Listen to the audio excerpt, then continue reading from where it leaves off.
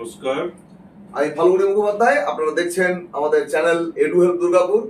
Edu help দুর্গাপুরের পক্ষ থেকে আজকে 8 মে 2024, আর কিছুক্ষণ পরেই আমাদের হায়ার সেকেন্ডারি এক্সামিনেশনের রেজাল্ট বেরিয়ে যাবে।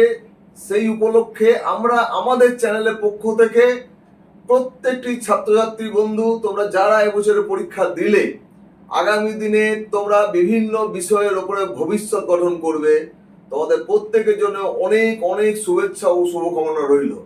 আজকে আমাদের চ্যানেলে এসেছেন অধ্যাপক গোপীনাথ ব্যানার্জি। উনি ইংরেজি বিষয়ের উপরে অধ্যাপনা করেন। উনিও ছাত্রছাত্রী বন্ধুদের বিশেষভাবে অভিনন্দন জানাতে চান। স্যার, আপনি বলুন। যারা এবছর পরীক্ষা দিয়েছ তারা অতি উৎকণ্ঠায় রয়েছ যে রেজাল্ট কি হবে। আশা করি সকলের রেজাল্ট খুব ভালো হবে, সকলেই ভালো জায়গায় যাবে। আগামী দিনে তোমরা সবাই নিজের নিজের চিন্তা অনুসারে কলেজে ভর্তি হবে। কেউ প্রফেশনাল কোর্সে, কেউ বা জেনারেল কোর্সে ভর্তি হতে চলেছ। সেই নিয়েই আজকের আমাদের একটু আলোচনা হবে যে জেনারেল কোর্সে যারা ভর্তি হতে চাইছো তাদের আমি কিছু বলতে চাইছি। স্যার, আপনি তো ইংলিশ পড়াবেন, তো ইংলিশ নিয়ে তো কেরিয়ার তৈরি করা যায়। ধরুন বিএ করবে, এমএ করবে, বা বিএ করার পরেও বিভিন্ন ধরনের প্রফেশনাল কোর্সগুলো রয়েছে। ইংলিশে এমএ করার পরেও তো ফরেন ল্যাঙ্গুয়েজ ইত্যাদি বিভিন্ন রকম বিষয়গুলো রয়েছে। তো স্যার, আপনি এই যে যারা 10+2 পাস করে গিয়ে ইংলিশের উপরে পড়াশোনা করবে, আমরা মূলত রয়েছি পশ্চিম বর্ধমানে, দুর্গাপুরে। স্যারও থাকেন দুর্গাপুরেই। সুতরাং আগামী দিনে আপনারা যদি আপনাদের ভবিষ্যৎ গঠনের জন্য ইংরেজির জন্য আপনাদের সহায়তা দরকার এবং যাকে বলে শিক্ষক দরকার, তাহলে অবশ্যই আপনারা অধ্যাপক গোপীনাথ ব্যানার্জির সঙ্গে সরাসরি যোগাযোগ করতে পারবেন। স্যার, আপনি কি বিএ এমএ দুটোই পড়ান? আমি বিএ এবং এমএ দুটোই পড়াই। আমি কাজী নজরুল ইউনিভার্সিটির যে খামরা কলেজ, সেখানে অধ্যাপনা করি। ইংরেজি অনার্স নিয়ে যারা ভর্তি হতে চাইছো তাদের উদ্দেশ্যে বলি যে এখন 3 ইয়ার্স এবং 4 ইয়ার্স মেজর কোর্স চালু হয়েছে গত শিক্ষাবর্ষ থেকে। তাতে যে সমস্ত ছাত্রছাত্রীরা ইংরেজি নিয়ে পড়াশোনা করতে চাইছো তারা ইংরেজি মেজর সাবজেক্ট চয়েস করবে। তার সঙ্গে তাদেরকে আরো কিছু সাবজেক্ট পড়তে হবে। মেজর সাবজেক্ট মানে কি? অনার্স যদি সে 4 বছর ডিগ্রি কমপ্লিট করে, যদি বিএ কোর্সে 4 বছর ডিগ্রি সে কমপ্লিট করে, তাহলে সে অনার্স ডিগ্রি পাবে। না, আমি 4 বছর মানে তাকে তো আগেই তো ফর্মটা ফিল আপ সেভাবে করতে হবে। সে 3 বছর আগে যারা অনার্স করতো স্যার, তাদেরকে আলাদা করে অ্যাপ্লাই করতে হবে অনার্সের জন্য। সেটা ছিল 3 বছরের কোর্স। এখন যদি কেউ 3 বছর করে কমপ্লিট করে ছেড়ে দেয় পড়া, তাহলে সে শুধু bachelor's degree in English certificate পাবে, অনার্স নয়। কিন্তু যদি সে 4 বছর কমপ্লিট করে, তাহলে bachelor degree with English honours এই সার্টিফিকেটটা পাবে ইউনিভার্সিটি থেকে। এই 4 বছরের কোর্স করলে অটোমেটিক ওটা মেজর হয়ে যাবে। আমি যখন ভর্তি হলাম, আমি 3 ইয়ার্স করব না 4 ইয়ার্স করব, এটা কি প্রি প্ল্যান থাকবে না? মানে ধরুন আমি চাইলেই তো অনার্স করতে পারতাম না আগের সময়, আগে আমাকে অনার্সে পেতে হতো সিটটা। তো এই ক্ষেত্রে কি নিয়ম? এই ক্ষেত্রে সে মেজর ইংলিশ নিয়ে ভর্তি হচ্ছে। বেশ, এবার সে ডিসিশন নেবে যে সে 3 ইয়ার্স কোর্স করবে না 4 ইয়ার্স কোর্স। না, এই যে মেজরে ভর্তি হবে তার জন্য কিছু ক্রাইটেরিয়া থাকবে না যে এত পার্সেন্ট না? হ্যাঁ, অবশ্যই। তাকে বিভিন্ন কলেজের যে ওয়েবসাইট, সেখানে গিয়ে অ্যাপ্লিকেশন করতে হবে। তার নাম্বার অনুসারে সেখানে যদি নাম আসে। না, কতটা ক্রাইটেরিয়া থাকে অ্যাকচুয়ালি? মানে এলিজিবিলিটি 45% এখন মোটামুটি মিনিমাম ক্রাইটেরিয়া 45%। বাট আপনার কি মেজরের সিট লিমিটেড? মেজরের সিট প্রত্যেক কলেজে লিমিটেড থাকে। আচ্ছা, তাহলে আমি চাইলেই মেজর নিতে পারবো না? তা সেটা আমার ওই নাম্বারের ভিত্তিতেই হবে? আচ্ছা, সে এবার 3 ইয়ার্স মেজরে অনেক সিট থাকে, আর অনার্স যেটা বলা হচ্ছে 4 ইয়ার্স সেক্ষেত্রে সিট লিমিটেড থাকে।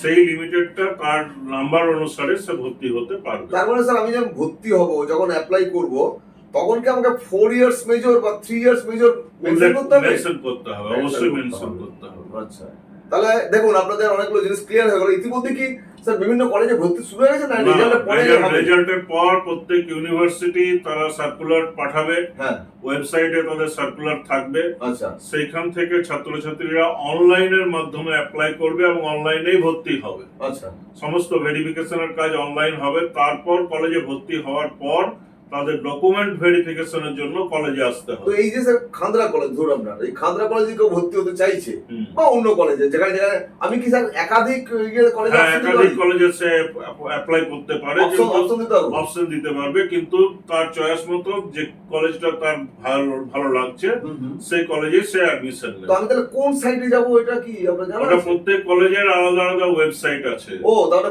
প্রত্যেক কলেজ ধরেই আমাকে ওয়েবসাইটে যেতে হবে, সেন্ট্রাল কোনো কিছু নেই? সেন্ট্রাল ধরুন কাজী নজরুল ইউনিভার্সিটির আন্ডারে যতগুলো কলেজ আছে তার সেন্ট্রালাইজড আছে, সেখানে সে অ্যাপ্লাই করবে এবং পার্টিকুলার তাকে কলেজ মেনশন করতে হয় যে আমার প্রেফারেন্স হচ্ছে খান্ডা কলেজ। আচ্ছা, তাহলে খান্ডা কলেজটা নাম্বার 1 হলো। আচ্ছা আচ্ছা, কলেজ চয়েসের মতো, কলেজ চয়েসের মতো আমার 1 2 3 4 করে আমি যেখানে তার নাম। কোনো লিমিটেশন থাকে? চয়েসের কোনো লিমিটেশন থাকে না, চয়েসের কোনো লিমিটেশন নেই।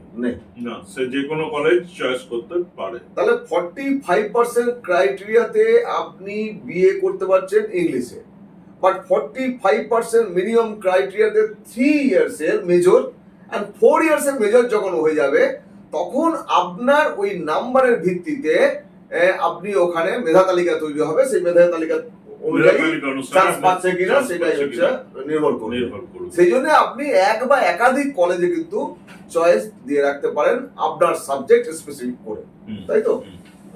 এই সমস্ত ইংরেজির যে মেজর কোর্স বললাম সেই মেজর কোর্সের গাইড বা কোচিং আমি দিয়ে থাকি। পশ্চিম বর্ধমান জেলার যে সমস্ত কলেজ কাজী নজরুল ইউনিভার্সিটির আন্ডারে রয়েছে সেই সমস্ত ছাত্রছাত্রীদের আমি ইংরেজি মেজর এবং মাইনর সাবজেক্টের গাইড দিয়ে থাকি। আচ্ছা, আপনি অফলাইন অনলাইন দুটো করেন? অফলাইন এবং অনলাইন দুটো ক্লাসেরই ব্যবস্থা আছে। তো এই বছরে আপনারা যারা পাস করছেন তারা যদি চান ইংলিশ নিয়ে আপনি ক্যারিয়ার তৈরি করবেন এবং আপনি পশ্চিম বর্ধমান বা পূর্ব বর্ধমান এই নিকটবর্তী এরিয়াতে আপনি রয়েছেন, স্যারের সঙ্গে সরাসরি যোগাযোগ করতে পারবেন এবং যদি প্রয়োজন পড়ে স্যারের ফোন নাম্বার থাকবে, সরাসরি যোগাযোগ করে দিতে পারবেন এবং ক্যারিয়ার তৈরি করার জন্য সরাসরি যে টিউশন যাকে বলা হয় সেটা আপনারা অফলাইন বা অনলাইনে নিতেই পারেন।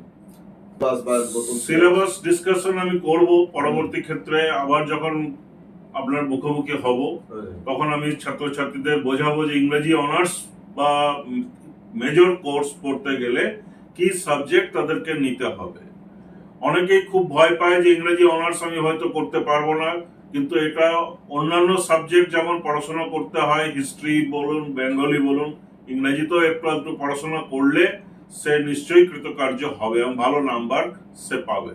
প্রথমত প্রত্যেকটা টেক্সট তাকে ধরে ধরে আলোচনা করে বোঝানো হয় যাতে সে নিজেই নিজস্ব অ্যান্সার তৈরি করতে পারে, সেলফ ডিপেন্ডেন্ট হতে পারে ছাত্রছাত্রীরা। যে কিছু নোট মুখস্থ করে পরীক্ষায় পার করা যায় না, সেই জন্যই আমি ছাত্রছাত্রীদের টেক্সচুয়াল অ্যানালাইসিস করাই যাতে করে প্রত্যেকটা লাইন তারা বুঝতে পারে, প্রত্যেকটা লাইনের মিনিং তারা ধরতে পারে এবং নিজস্ব অ্যান্সার করার ক্ষমতা থাকে তাদের। এইভাবে ইংরেজি অনার্স নিয়ে পড়াশোনা করতে হয়। তো আপনারা হয়তো দেখতে পাবেন যে আমরা গোপীনাথ স্যারের নামে হয়তো আগামী দিনে একটি চ্যানেল আসবে যেখানে স্যার নিজেই সেটি অপারেট করবেন, ক্লাসরুম প্যাটার্নের হবে, সেখান থেকে উনি অনলাইন ক্লাসগুলো চালাবেন এবং আপনাদের জন্য লেকচার দেবেন, সেই আশা রাখছি।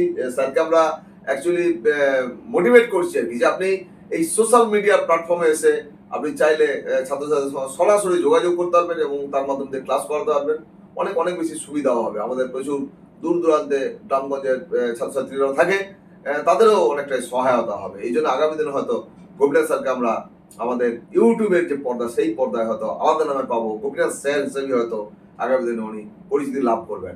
আমরা স্যারকে আজকে আমাদের এই সেশনে আসার জন্য অনেক অনেক ধন্যবাদ জানাবো। স্যারকে বলবো আবার আপনিও আসবেন আমাদের চ্যানেলে, বিভিন্ন বিষয় নিয়ে আলোচনা হবে।